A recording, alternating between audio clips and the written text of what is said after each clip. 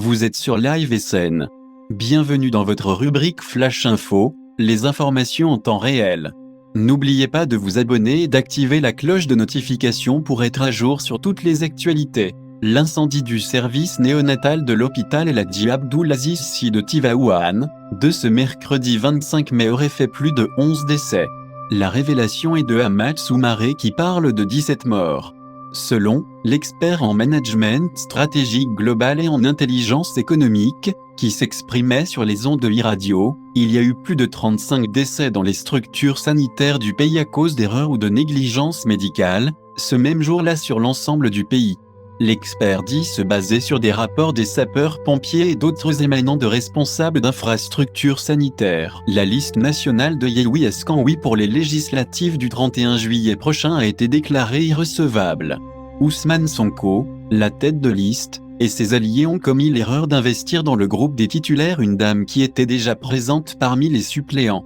Pour une telle erreur matérielle, cette coalition de l'opposition est-elle définitivement out pour les législatives ? Pas forcément, selon un expert électoral interrogé par Le Témoin dans son édition de ce mardi. Deux solutions se présenteraient pour Yewwi Askanwi, selon le spécialiste. Ousmane Sonko et ses camarades peuvent saisir le Conseil constitutionnel afin d'obtenir la possibilité de modifier leur liste défaillante. Et si les choses devaient en rester là, affirme l'expert interrogé par Le Témoin, leurs suppléants deviendraient les titulaires. Une chose est sûre, Yewwi va saisir les 7 sages dès ce mardi. Les Échos informent dans son édition du jour que les avocats et les leaders de la dite coalition ont passé la nuit d'hier, lundi, à cogiter sur la formulation du recours, lequel, renseigne le journal, sera déposé par le mandataire national de Yewwi, Déthié Fall. 39 pêcheurs sénégalais sont en détention depuis une semaine en Guinée. D'après les Échos, qui donne l'information dans son édition de ce mardi, ils pêchaient dans les eaux guinéennes alors qu'ils ne disposaient pas de licence. Leur matériel a été confisqué, selon le journal, qui signale que les autorités guinéennes demandent aux mises en cause de payer pour chaque pirogue saisie la somme de 3 millions de francs CFA. Les Échos rapportent que les collègues des pêcheurs arrêtés, qui pointent les conditions de détention de ces derniers, font part de leur inquiétude.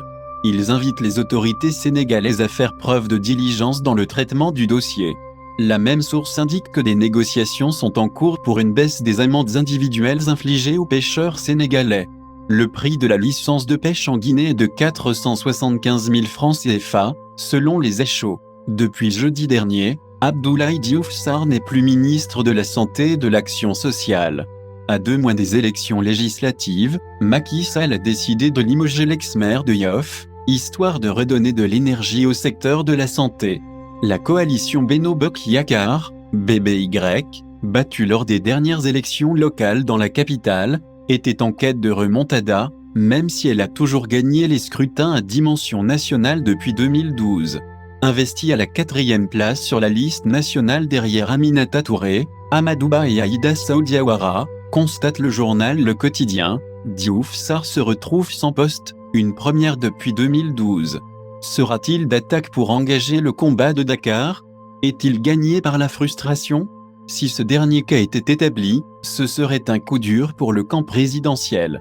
Dans l'entourage de l'ancien ministre, l'on commence à crier à une campagne de dénigrement au sein de l'après.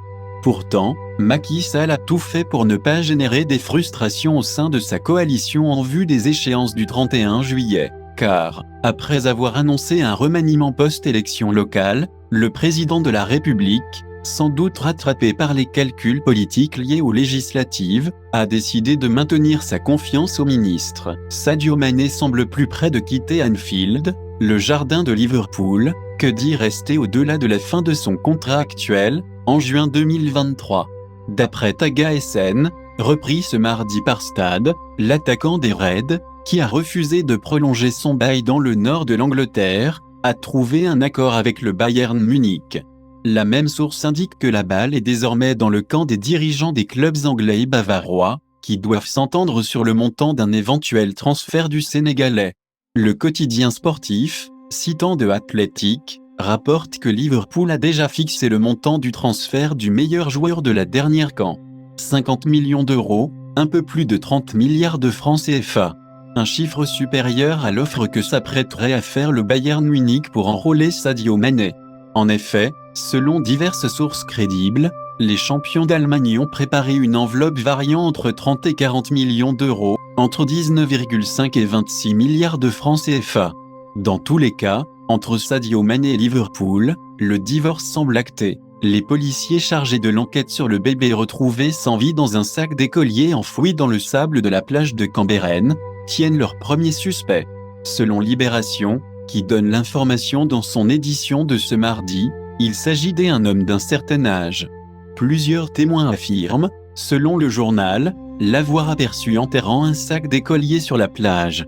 Ces derniers, signale la même source, feront la découverte macabre quelques instants après le départ du mystérieux individu.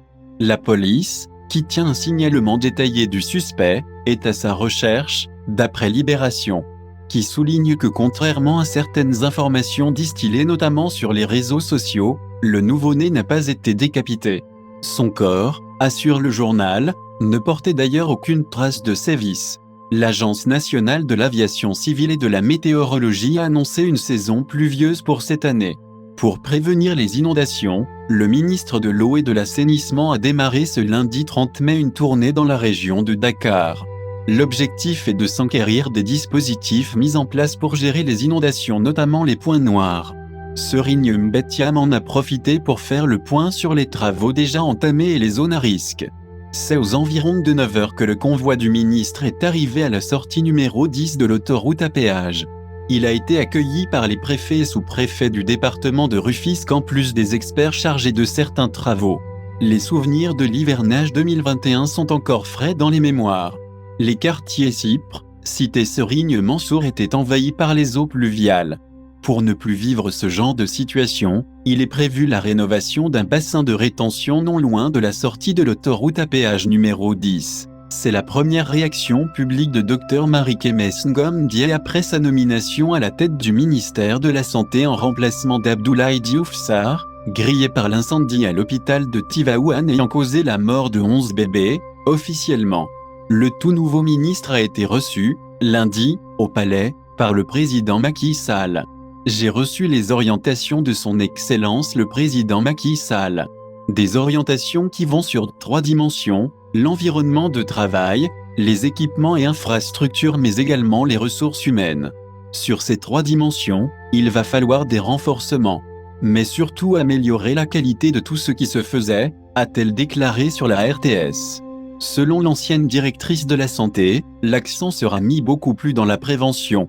Mariké n'a pas manqué de présenter ses condoléances aux familles des victimes, à l'entame de son propos.